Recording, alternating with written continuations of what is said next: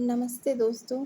आज हम tarot major arcana card के नंबर 4 द एम्परर के बारे में डिटेल में बात करेंगे। ठीक है, इस वीडियो में हम देखेंगे कि द एम्परर कार्ड का डीप मीनिंग क्या है, कार्ड के सिंबल्स और hidden science, love, career, finance, reading, upright and reverse, और कैसे ये कार्ड आपकी लाइफ में अथॉरिटी और स्टेबिलिटी को शो करता है। तो चलिए शुरू करते हैं।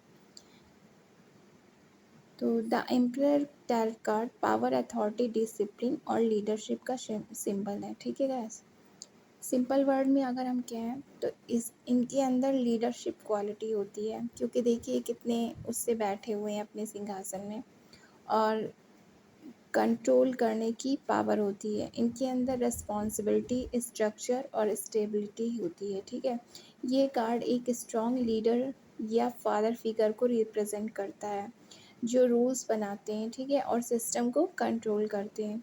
अगर ये कार्ड रीडिंग में आया है तो इसका मतलब होता है आपको लाइफ में स्ट्रॉन्ग डिसीजन लेने होंगे, डिसिप्लिन और प्लानिंग से सक्सेस मिलेगी आपको। ठीक है गाइस, किसी पावरफुल पर्सन का इन्फ्लुएंस भी हो सकता है। ठीक है, तो चलिए कार्ड नंबर मीनिंग समझ लेते हैं।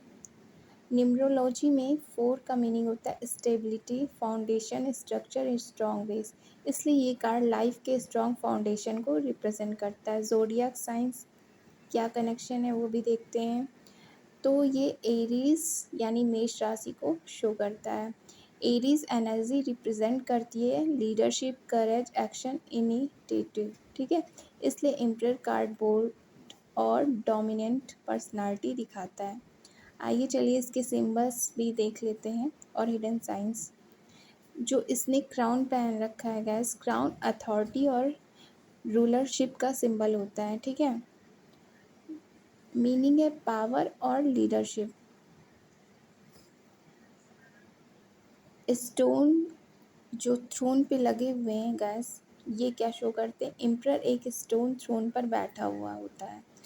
इसकी मीनिंग है स्टेबिलिटी, स्ट्रॉन्ग फाउंडेशन और लॉन्ग लास्टिंग पावर। ठीक है, और राम हेड्स जो लगे हुए हैं थ्रोन पर, राम हेड्स बेन होते हैं। तो इसकी मीनिंग होती है एरीज, जोडिया, करेज, ठीक है, और एक्शन एनर्जी होती है। ठीक, और स्केप्टर है तो राइट हैंड में एक स्केप्टर होता है, आप देख पाइए तो, और अथॉरिटी को शो करता है, वो कंट्रोल को शो करता है, लीडरशिप पावर को शो करता है। ठीक है, गोल्डन ऑर्ब होता है, इसकी मीनिंग है कि word power, control over life direction. ठीक है,